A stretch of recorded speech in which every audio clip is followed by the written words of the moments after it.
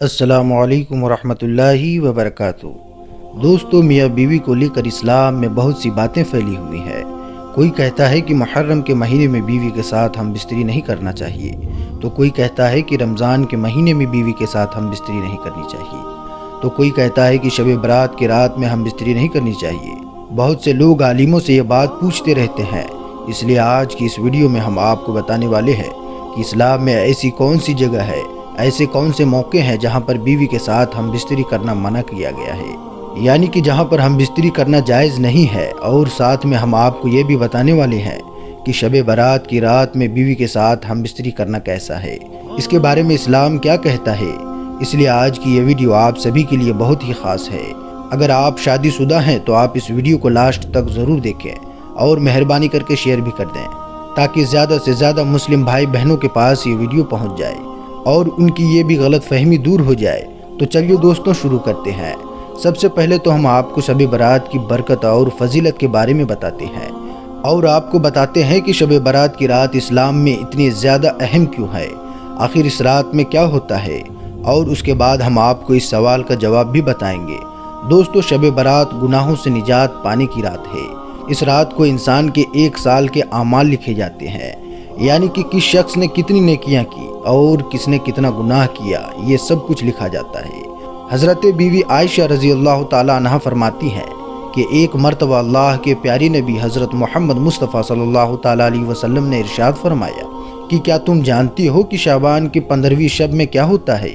تو میں نے عرض کیا کہ اے اللہ کے رسول صلی اللہ تعالیٰ علیہ وسلم، آپ بہتر جانتے ہو۔ تو اس پر آپ صلی اللہ تعالیٰ علیہ وسلم نے فرمایا کہ آنے والے سال میں جتنے لوگ پیدا ہونے والے ہیں اس شب میں لکھا جاتا ہے، اور اس رات میں لوگوں کی سال بھر کے اعمال اٹھا لیے جاتے ہیں، اور اسی رات میں لوگوں کا رزق اتارا جاتا ہے۔ اس لیے دوستو، یاد رکھیں کہ شب برات کی رات ہمارے لیے بہت ہی رحمتوں اور برکتوں والی رات ہے۔ کیا معلوم اگلی شب برات ہمیں نصیب ہو یا نہ ہو، کہیں اس رات میں ہمارا نام بھی مرنے والوں میں نہ لکھ دیا گیا ہو۔ یاد رکھیں، اس رات میں بہت سے لوگوں کے کفن تیار ہوتے ہیں، لیکن کفن پہننے والا اس سے بے واقف ہوتا ہے اور وہ بازاروں میں گھوم رہا ہوتا ہے، گناہ پہ گناہ کر رہا ہوتا ہے، حالانکہ اس کو یہ معلوم ہی نہیں ہوتا ہے کہ اس کی موت کا وقت قریب آ چکا ہے۔ اس لیے اس بات کو آپ یاد رکھیں، ہو سکتا ہے کہ اس شب برات کو ہمارا بھی نام مرنے والوں میں لکھ دیا گیا ہو۔ اس لیے اس رات میں جتنا ہو سکے اللہ کی عبادت کریں۔ اس رات میں رحمتوں کی بارش ہوتی ہے۔ اس رات میں اللہ سب لوگوں کی مغفرت فرماتا ہے، سب کی دعاؤں کو قبول کرتا ہے۔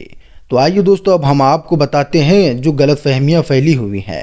اب دوستو، بہت سے لوگوں میں یہ بات پھیلی ہوئی ہے کہ شب برات کی رات کو بیوی کے ساتھ ہم بستری کرنا حرام ہے، یعنی کہ اس رات کو بیوی کے ساتھ ہم بستری کرنا جائز نہیں۔ تو ہم آپ کو بتا دیں کہ ایسا نہیں ہے۔ اسلام میں صرف 4 ایسی جگہ ہیں، 4 ایسے موقع ہیں جہاں پر اپنی بیوی کے ساتھ نہیں مل سکتے، یعنی کہ صرف ان 4 موقعوں پر آپ اپنی بیوی کے ساتھ ہم بستری نہیں کر سکتے۔ اس کے علاوہ آپ جب چاہیں اپنی بیوی کے ساتھ ہم بستری کر سکتے ہیں، کہیں پر کوئی منع نہیں کیا گیا، بلکہ میاں بیوی کا آپس میں ملنا اور ایک دوسرے سے محبت کرنا عبادت میں شمار کیا جاتا ہے۔ اب دوستو، آپ کو وہ 4 جگہ بھی بتا دیتے ہیں جہاں پر اسلام میں میاں بیوی کا آپس میں ملنا حرام ہے، یعنی کہ ان 4 جگہوں پر بیوی کے ساتھ ہم بستری کرنا اسلام میں جائز نہیں۔ نمبر 1، روزے کی حالت میں۔ دوستو، بہت سے لوگ بولتے ہیں کہ رمضان کے مہینے میں میاں بیوی کا آپس میں ملنا صحیح نہیں ہے، یعنی کہ رمضان کے مہینے میں ہم بستری کرنا جائز نہیں ہے، اس لیے رمضان کے مہینے میں ہم بستری نہیں کرنی چاہیے۔ مگر ہم آپ کو بتا دیں کہ رمضان کے مہینے میں بیوی سے ہم بستری کرنے کے لیے منع نہیں کیا گیا ہے، بلکہ اگر کوئی شخص روزے سے ہے، روزے کی حالت میں ہے، تو بیوی کے ساتھ ہم بستری کرنے سے منع فرمایا گیا ہے، یعنی کہ روزے کی حالت میں بیوی سے ہم بستری کرنا جائز نہیں ہے۔ اس کے علاوہ آپ رمضان کے مہینے میں رات کو اپنی بیوی سے مل سکتے ہیں، رات کے وقت آپ اپنی بیوی کے ساتھ ہم بستری کر سکتے ہیں۔ اللہ تعالیٰ نے خود ارشاد فرمایا ہے کہ مسلمانوں کے لیے رمضان کی راتوں میں اپنی بیوی کے پاس جانا جائز ہے۔ نمبر 2، احرام کی حالت میں۔ دوستو، اسلام میں دوسری جگہ احرام کی حالت ہے جہاں پر بیوی کے ساتھ ہم بستری کرنے سے منع فرمایا گیا ہے، یعنی کہ جب انسان احرام کی حالت میں ہو، یعنی کہ جب احرام باندھ لے تو اس کے بعد احرام کی حالت میں اپنی بیوی کے ساتھ ہم بستری نہیں کر سکتا۔